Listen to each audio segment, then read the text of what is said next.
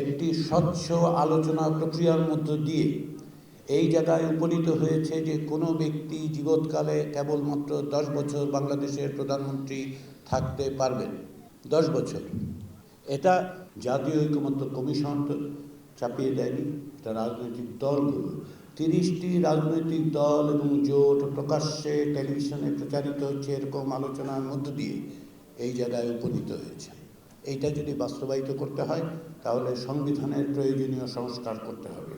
সংবিধানের প্রয়োজনীয় সংস্কার নিশ্চিত করতে হলে আমাদের এই জুলাই জাতীয় সনদে যা আছে তা গণভোটের মাধ্যমে গ্রহণ করতে হবে।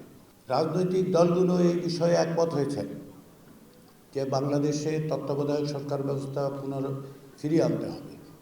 ক্ষমতাসীন দল এবং প্রধান বিরোধী দলের প্রতিনিধিরা থাকবেন, তারা আলাপ আলোচনা করে সকলের কাছে গ্রহণযোগ্য একজন ব্যক্তিকে তত্ত্বাবধায়ক সরকারের প্রধান উপদেষ্টা হিসেবে নিয়োগ দেবেন।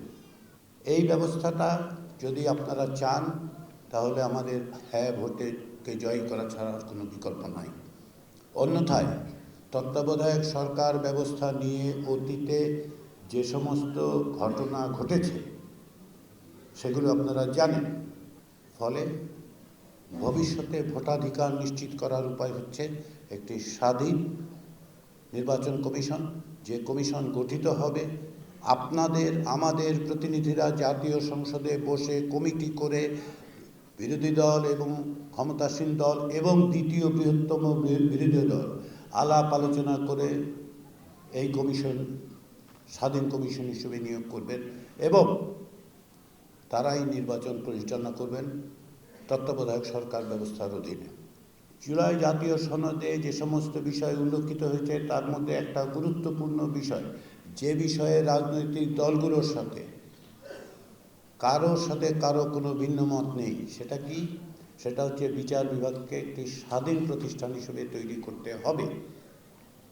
যতক্ষণ না পর্যন্ত বিচার বিভাগ স্বাধীন হচ্ছে ততক্ষণ পর্যন্ত রাজনৈতিক প্রভাব এবং অন্যান্য বিবেচনা দিয়ে আমাদের বিচার বিভাগ কলুষিত হতে থাকবে, অব্যাহতভাবেই হয়েছে। এটা গত 54 বছর ধরে হয়েছে। 2009 থেকে 24 পর্যন্ত প্রায় 16 বছর ধরে এর সবচেয়ে ব্লেটেন্ট রূপটা আমরা দেখতে পেয়েছি, সবচেয়ে নগ্ন রূপটা আমরা দেখতে পেয়েছি। যে ব্যবস্থা আমরা 54 বছর ধরে এক ধরনের ভুল বিচ্যুতি বিভ্রান্তির মধ্য দিয়ে আমরা সবাই লালন করেছি। আমার বাবা একটা পার্টি করে, সেই পার্টি ভুল করুক শুদ্ধ করুক যাই করুক আমার কাজ হলো শুধু সাপোর্ট দিয়ে যাওয়া। আপনার বাবা আরেকটা পার্টিকে সমর্থন করতেন, এখন আপনি বাবার অনুসারী, আপনি সেই পার্টি সাপোর্ট করতেছেন। পার্টি দেশ ধ্বংস করে দেখ, দেশের ভালো করলেও হ্যাঁ, না খারাপ করলেও হ্যাঁ, মানুষ খুন করলেও হ্যাঁ, মানুষ বাঁচালেও হ্যাঁ। এটা তো কোনো মানুষের কোনো বিবেকের ভূমিকা হতে পারে না। জুলাই অভ্যুত্থান আমাদের এটা নতুন করে স্মরণ করিয়ে দিয়েছে।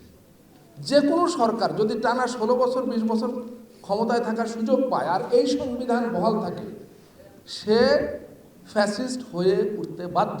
সেই সরকারের প্রধান যদি আমার বাবা হন, আপনার ভাই হন, আপনার মা হন, এই সংবিধান এই ব্যবস্থা যদি থাকে আর টানা যদি 16 বছর 18 বছর 20 বছর ক্ষমতায় থাকার সুযোগ থাকে, যে কেউ ফ্যাসিস্ট হয়ে উঠবে। এটাই হলো মূল বিষয়। সেজন্য সংবিধানের ভেতরেই ফ্যাসিস্ট হওয়া বা স্বৈরাচার হওয়ার সকল সুযোগ দরজা খোলা আছে। এই লিফলেটটা আপনারা পড়ে আপনাদের কারো কি এমন মনে হয়েছে যে এখানে এই জিনিসটা আসলে ঠিক না বা এটা করলে দেশের ক্ষতি হবে, ভালো হবে না? যে ধর্মের মানুষই হন না কেন, যে ধর্মের অনুসারী হন না কেন, তার পূর্ণ ধর্মীয় স্বাধীনতা নিশ্চিত করবে রাষ্ট্র। কিন্তু ধর্মীয় পরিচয়ের কারণে সে কখনো কোনো রকম বৈষম্য, অমর্যাদা বা অবিচারের শিকার হতে পারবে না।